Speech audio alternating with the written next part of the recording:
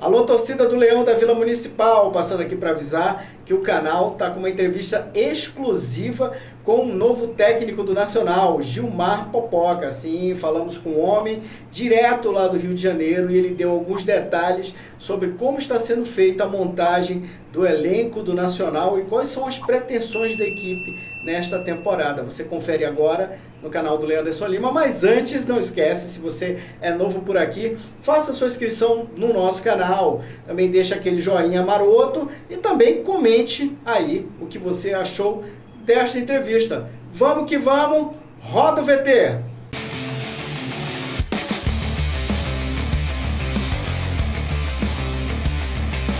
É uma honra poder estar entrevistando o senhor de novo. Tivemos aquelas séries em 2016, né? E agora, num momento totalmente diferente, totalmente especial, mais especial ainda da sua carreira, agora voltando para casa como técnico do NASA, né? Professor, eu queria saber do senhor como é que foi esse namoro, como é que começou esse namoro com o Nacional, até o senhor aceitar o convite aí para dirigir o Leão nesse campeonato amazonense. Primeiramente, obrigado, Leandro, por participar aí do seu programa aí, poder estar participando aí, contando essas novidades, né, que aconteceram na minha vida, assim, muito rapidamente, né. Eu realmente passei um período fora agora no México, fazendo um trabalho lá na categoria de base, né, e de repente, no retorno aí para Manaus, ou para o Rio, né, eu acabei recebendo um convite aí da diretoria do Nacional para realmente dirigir o clube, né? Me dando assim muita confiança, né? E eu fiquei assim muito honrado, né? Porque pela grande oportunidade, somente sabendo que o Nacional, a gente sabe, né? Apesar de ter sido meu grande rival, né? Vamos dizer, na época que eu jogava o meu futebol aí em Manaus, né? É uma coisa, é a equipe mais tradicional, é a equipe mais com maior torcida, né? Um dos clubes que mais histórias tem no futebol brasileiro. Então, realmente eu fiquei assim super honrado, né? E isso me deu uma, uma motivação muito grande de poder iniciar esse trabalho aí, né? Eu sei que ele está em fase de reestruturação, né? Entrando uma nova presidência, uma nova diretoria, né? Então, assim, para mim a coisa aconteceu muito rapidamente, né? E eu até me surpreendi, mas fiquei super honrado, feliz, principalmente porque por isso que por tudo que eu estou relatando, né? O Nacional representa, sempre representou a nossa cidade, sempre representou o nosso estado. Então, para mim vai ser um desafio, né? Por ser um clube que está se reestruturando, está se reorganizando, em busca de recuperar a hegemonia que tinha no futebol brasileiro e amazonense, né? Então, assim, enfim, aí é por aí, Leandro. É por aí que tudo começou, né? E muito em breve eu estou por aí, né? Já tem um planejamento já em relação às contratações de alguns atletas, né? E com possibilidade também de eu já ir, já agora em dezembro, né? Para fazer uma fase inicial e depois iniciar em definitivo em janeiro, né?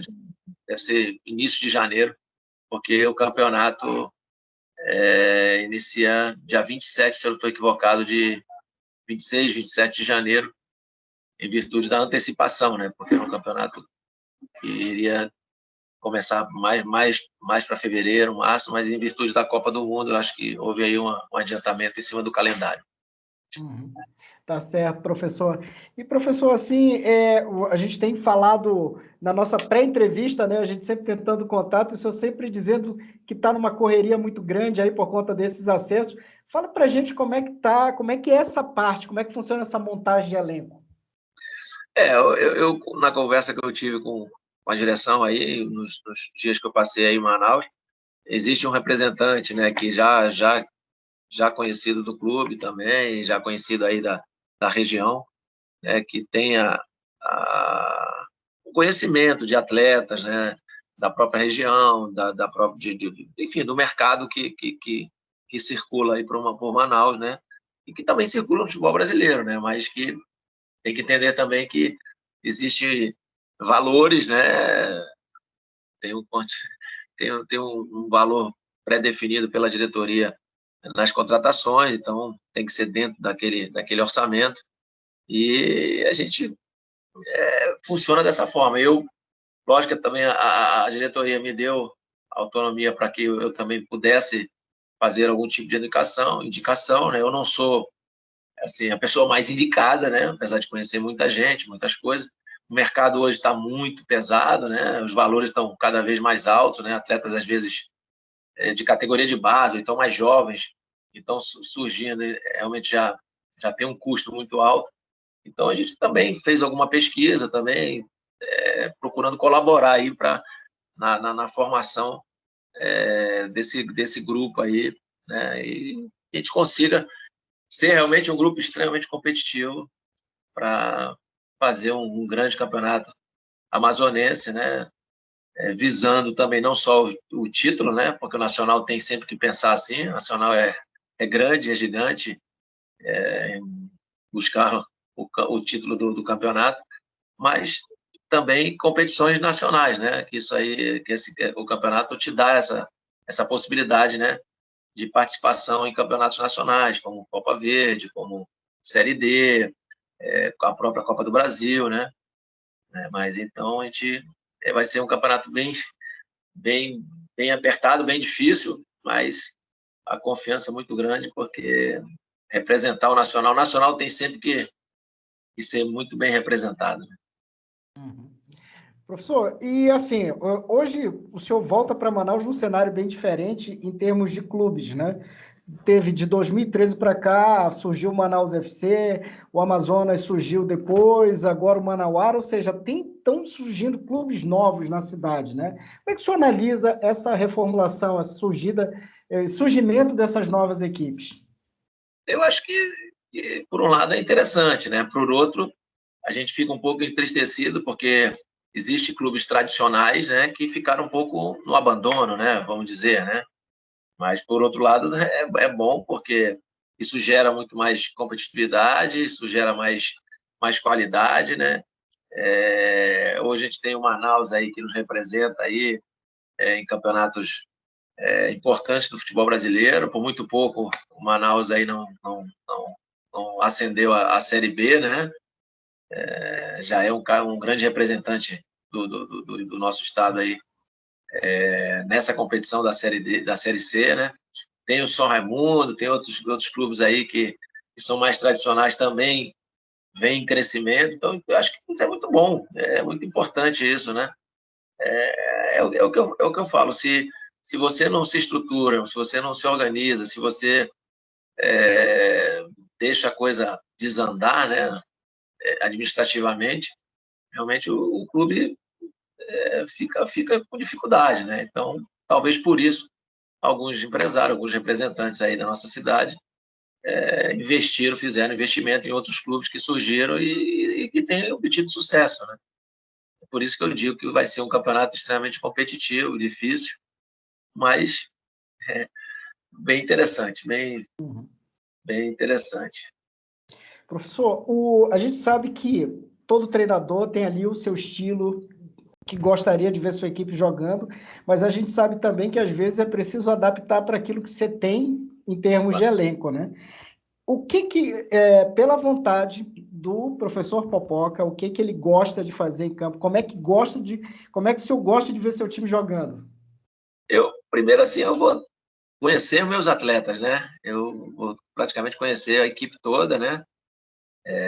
E dentro disso aí, lógico que eu já tenho uma ideia de jogo, já tenho um conceito muito bem definido da maneira que eu gosto de jogar, da dinâmica do jogo, então, assim, eu gosto de uma equipe extremamente.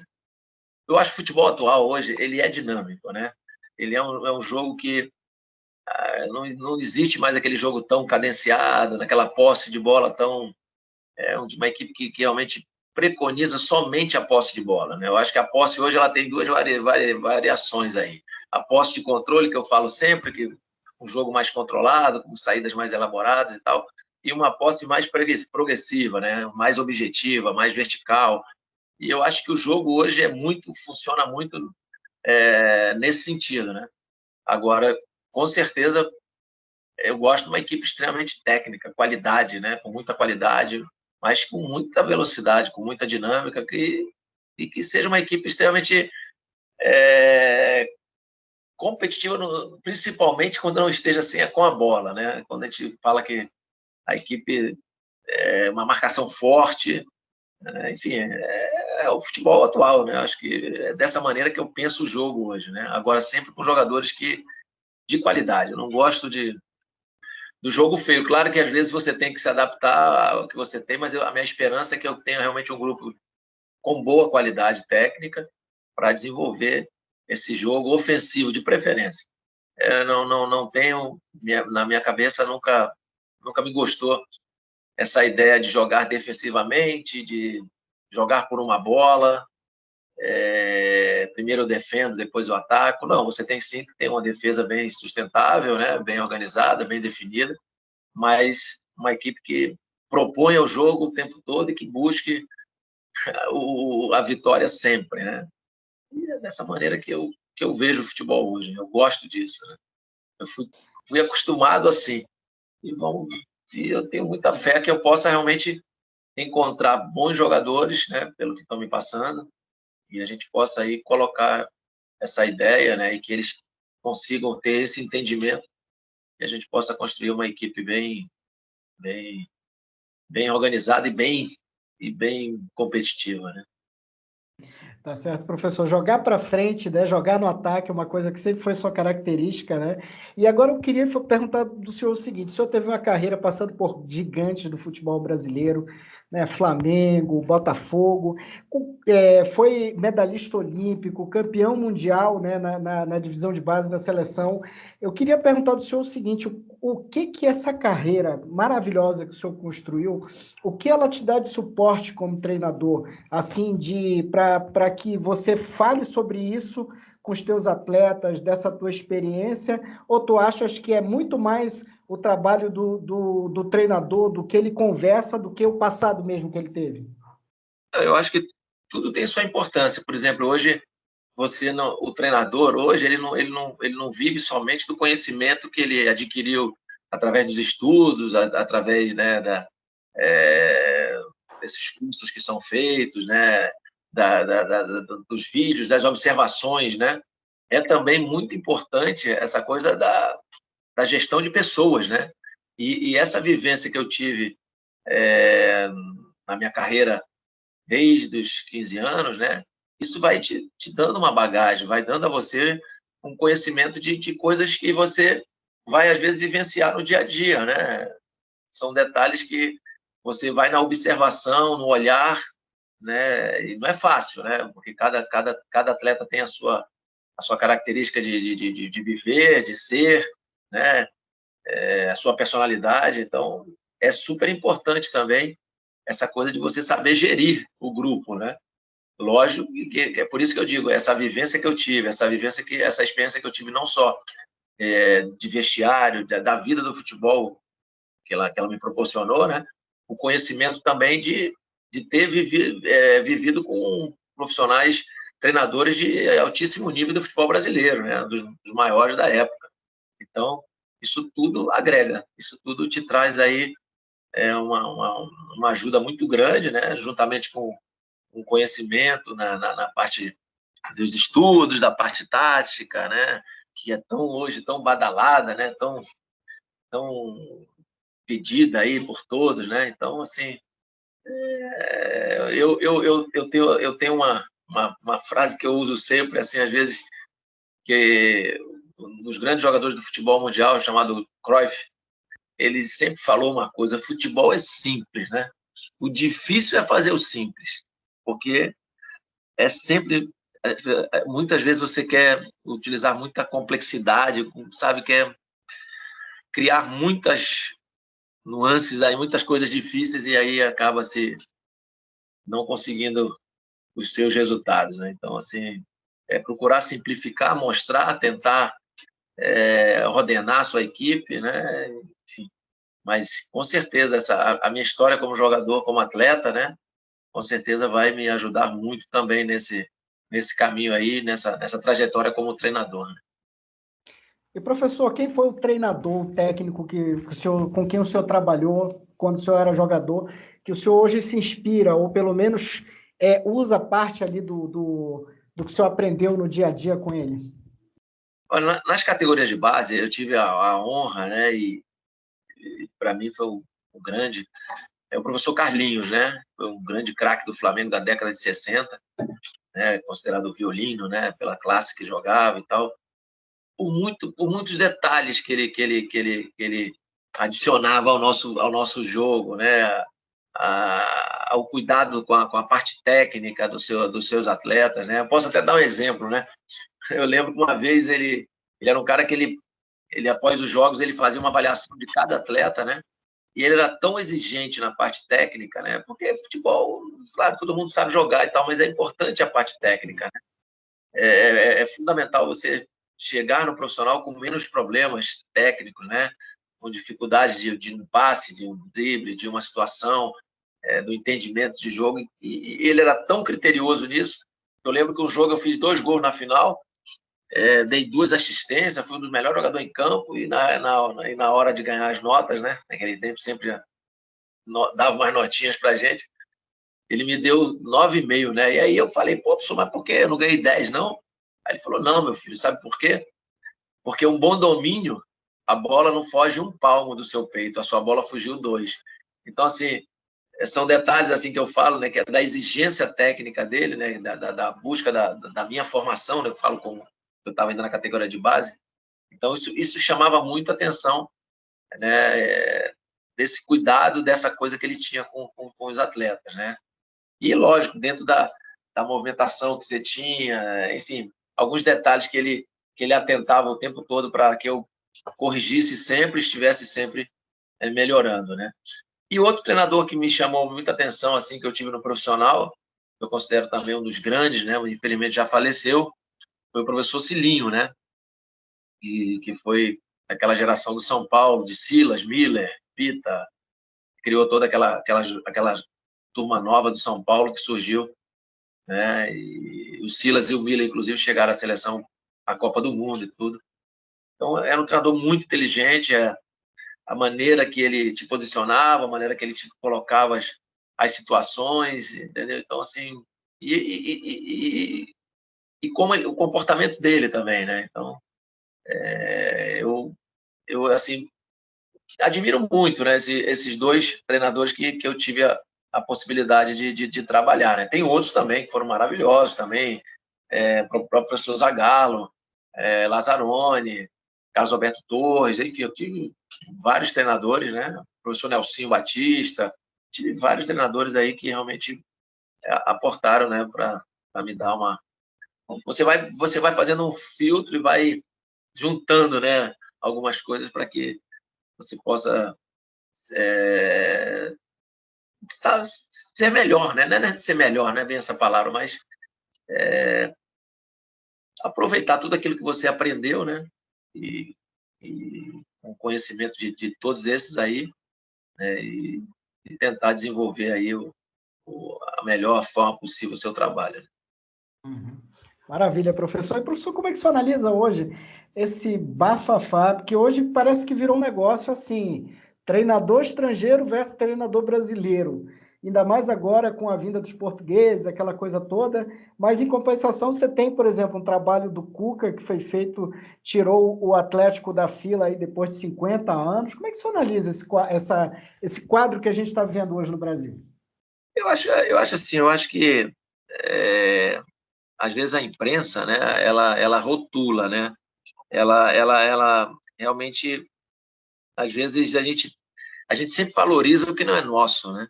A gente tem ótimos jogadores, eu tenho ótimos treinadores, entendeu? Mas como a gente vive, né? Vamos dizer, uma fase difícil, de não ganhar uma Copa do Mundo, enfim, a gente acaba né, ficando refém dessa situação. Por exemplo, o Jesus fez realmente um grande trabalho no Flamengo, mas tem muitas coisas diferentes do que normalmente um treinador tem, né? É um treinador que veio, lógico, bem preparado, né, da escola portuguesa, trouxe muitos staffs para acobertá-lo ali durante os departamentos, né, porque não é fácil às vezes, e realmente obteve sucesso. Tem um conceito de jogo muito interessante, diferente de outro lado da escola portuguesa, né, que é da escola mais que eu considero mais da escola Mourinho, né, aquela escola mais tradicional, de resultado mais limitado, né? E o futebol brasileiro precisava disso, né? Precisava, né, dar essa intensidade, e ele acabou realmente fazendo muito sucesso. Agora o próprio, como é o nome dele? Esqueci o nome dele aqui, do Palmeiras, Abel. o Abel, né, fez outro também grande trabalho. Mas é o que eu falo, é que muita gente acha que nós brasileiros não temos conhecimento tático. Não é verdade. Às vezes, alguns treinadores têm um jeito diferente, né, de conduzir as coisas, né? Então, como a coisa hoje ficou muito sofisticada, houve mudanças de nomenclaturas, né? Palavras bonitas te credenciam a ser um estudioso. Então, assim, a coisa ficou muito diferente, né? E não é verdade, isso não é a realidade, entendeu? O Cuca aí, mais uma vez, provou, montou ele tem, lógico, ele tem que ter jogador também, né? Ele tem um elenco fantástico. Primeiro tem que saber administrar esse elenco, depois saber colocar as peças no lugar certo, né? Os jogadores, cada um na sua posição, e você vê que ele tem esse conhecimento. Então, não só ele, como outros, né? Então, ficou realmente porque a gente realmente acham que nós brasileiros não temos conhecimento, entendeu? E não é verdade, cara. O Brasil tem uma coisa no futebol que tudo que é feito hoje nos treinamentos já era feito no passado, só que de outra forma, só que de outra maneira, tá entendendo? Nós brasileiros nunca escrevemos, né? Botamos no papel. Tem treinamentos que na década de 80, eu falo pela minha época, são feitos hoje, só que hoje existe mais regra, existe de outra maneira, são colocados de outra forma, mas naquela época também funcionava, né? Então, assim, ninguém criou nada, entendeu? A coisa vem na evolução, entendeu? Nos tempos, como tudo se evolui, né? Evolução, né? Então, é o que eu digo. Eu defendo os treinadores brasileiros, porque sei que eles têm competência e qualidade, né? Mas, mais uma vez, um treinador português também, que é de uma ótima escola, não posso dizer que não. O futebol português é, um, é uma escola maravilhosa também de treinadores, né? De futebol também. Tem também a sua representação de qualidade no mundo, né? Nas competições internacionais aí. Então, mas enfim, é o momento, é o momento. Né? O momento agora é dos estrangeiros, né? Uma época era o momento dos estudiosos, né? Que falavam, dos que falam bonito, de uma nova geração de treinadores que utilizam uma linguagem mais sofisticada. Aí isso é fase, tudo é momento, né? Tudo é dependendo e para finalizar, depende disso tudo aí, funciona em cima do resultado, né? Então, se você ganha, você é bom. E se você não ganha, você não é bom. Infelizmente, né? É cruel, né, professor? É cruel demais. Professor, aqui mudando um pouco de assunto, o senhor falou de base, né? Com o que o senhor teve ali com o mestre violino, né? Eu queria perguntar do senhor o seguinte: como é ver as suas crias hoje, suas crias do ninho, os jogadores que o senhor ali trabalhou hoje brilhando pelo mundo, professor? O senhor, para quem não sabe, né, o professor Gilmar comandou por muito tempo ali, né, trabalhou nas categorias de base do Flamengo e descobriu muita gente boa aí, né, professor? É verdade, eu fico muito orgulhoso, né? Inclusive, depois eu vou mandar para você aí a foto. Há pouco tempo atrás, aí eu recebi um quadro, né? Uma camisa especial, estava inclusive aí embaixo em casa, né? Passeando com meus cachorros. E aí tive uma surpresa gigante, o Vinícius Júnior, né? Mandou uma camisa do Real Madrid, com algumas palavras bem bacana, né? Uma dedicatória bem especial. Enfim, eu fico, depois eu envio para você. Eu fico super orgulhoso, né, de Vinícius Júnior, ver um Vinícius Júnior que começou comigo com 12 anos, 13 anos, um Paquetá também, que foi meu camisa 10 na Sub-13, um garoto franzino, né, que muito contestado, né, mas que eu pedia muita paciência, porque a maturação de cada atleta é diferente, né. A gente vê o Jean Lucas, hoje jogando na Europa também, jogando no Mônaco, a gente vê o Renier no Borussia Dortmund, tem outros jogadores que já estão aí apontaram aí na equipe profissional do Flamengo, que foi a última geração que eu trabalhei, como o João Gomes, Lázaro, né? São jogadores de 2002. Enfim, são muitos, né? Que estão espalhados por aí, muitos jogando no futebol europeu, né? E outros aqui pelo Brasil. Eu fico feliz, né? Há um tempo atrás eu vi o Yuri César fazendo também sucesso ali no Fortaleza. Luiz Henrique estava no Botafogo, agora estava no Fortaleza, também veio para o Botafogo.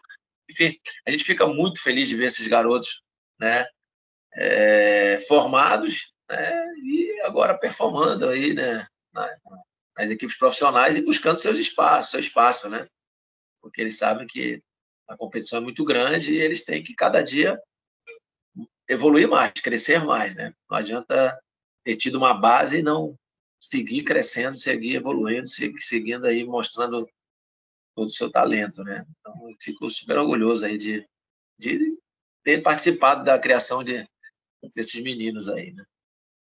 Por exemplo, quem sabe aí, se a gente ganhar a próxima Copa, né? Por exemplo, com o Vinícius Júnior, com o Paquetá, vai ter ali, parte dessa Copa vai ter passado pelo Gilmar Popoca, né? Pô, eu fico feliz, né? A gente, assim, assim, as pessoas reconhecem e tal, eu fico feliz, assim, que a gente, assim, eu sou um cara muito, assim, muito discreto, muito tranquilo em relação a isso, né? Mas o coração fica super feliz, eu fico, às vezes, super emocionado de ver o crescimento desses meninos, né? A personalidade deles, a maneira de jogar. Cara, por exemplo, eu fiquei muito emocionado, porque parece até brincadeira, eu falo do Vinícius Júnior, né? Mas no jogo contra a Argentina, até eu citar um fato aí, né? Ele tomou uma caneta, ele não é de tomar drible, ele tomou uma caneta, um rolinho que a gente fala na gíria da bola, do Di Maria, né? E eu falei, ele vai dar troco, ele vai dar um troco, porque esse menino, ele não vai ficar quieto enquanto ele não mostrar que ele também, sabe, e lá na Argentina, com o estádio lotado, ele fez uma jogada de craque mesmo, lá na linha de fundo, sofreu inclusive o pênalti. Se você analisar o último jogador argentino que chega nele, chega machucando ele, só que o juiz estava fingindo que não estava vendo nada, porque já tinha feito aquela covardia de o Otamendi já ter agredido o jogador brasileiro, o Rafinha, né? Jogava pelos lados do campo ali, dando uma cotovelada monstruosa, e o próprio VAR não demonstrou nenhum sentimento, né? Posso dizer assim. Então, a gente fica feliz de ver esses garotos aí. Eu fiquei emocionadíssimo com o drible que ele fez. Só que hoje está uma coisa ruim, Leandro, sabe? Está uma coisa chata, né? Uhum. Antigamente a gente podia fazer uma jogada de efeito que era aplaudido, que era exaltado. Hoje é desmoralização, hoje é desrespeito. Ali não.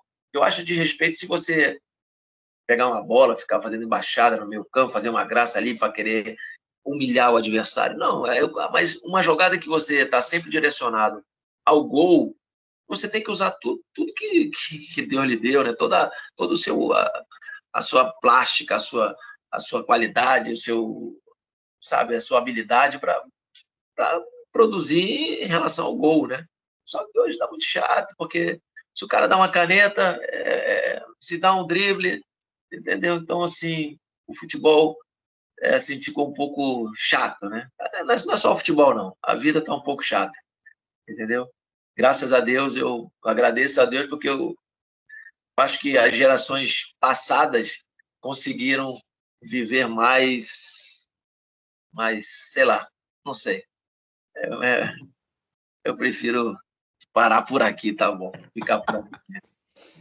Tá certo, professor. Professor, muito obrigado pela entrevista. É uma honra sempre falar com o senhor. E eu queria só pedir para o senhor deixar aqui, para finalizar, um recado para a torcida do Nacional. O que, que a torcida do Nacional pode esperar do treinador Gilmar Popoca nesse retorno a Manaus, agora aí para o comando do Leão? Primeiramente, Leandro, agradecer a você mais uma vez. Você é um cara muito especial aí, um cara muito carinhoso, muito atencioso com a gente, muito bacana, cara. E dizer para a torcida confiar, né? Eu acho que pode ter certeza que muito trabalho vai ter. A gente vai procurar fazer o melhor pelo Nacional, né? Vai ser uma coisa de paixão mesmo, né? Lógico, profissional, mas de paixão, porque a gente quer realmente fazer um grande trabalho, né? É uma grande oportunidade também na minha vida e pode ter certeza que a gente vai botar o Leão, tem uma confiança muito grande de botar o Leão onde ele merece, sempre mereceu estar, né? E eu tenho certeza que o torcedor amazonense sabe onde é que ele merece estar, sempre lá em cima, porque o NASA, né, o nosso NASA, né, como o pessoal usa na gíria, sempre foi gigante. Confie, pode confiar. Valeu, professor. Muito obrigado pela entrevista. Sucesso, hein? Obrigado, Leandro. Um abração bem grande, meu amigo. Um abraço.